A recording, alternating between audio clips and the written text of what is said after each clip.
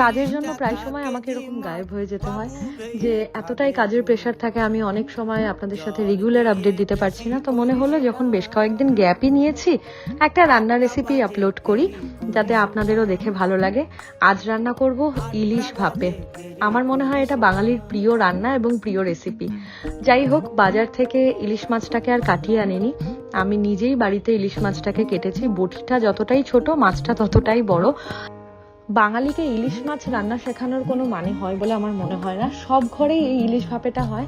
তো এখানে ইলিশ মাছগুলোকে ধুয়ে আমি এই আগে থেকে করে রাখা মিশ্রণটা, সামান্য টক দই, হলুদ, লবণ গুঁড়ো আর কয়েকটা কাঁচা লঙ্কা চিড়ে এই জলটা, মশলার জলটা ধুয়ে একটু দিয়ে মাছগুলোকে ফুটিয়ে নিয়েছি। ওপর থেকে তেলটা ছেড়ে এলে গরম গরম ভাতের সাথে এই মাছগুলো নিয়ে বসে পড়েছে, যেগুলোর ভিডিও আমি করতে পারিনি।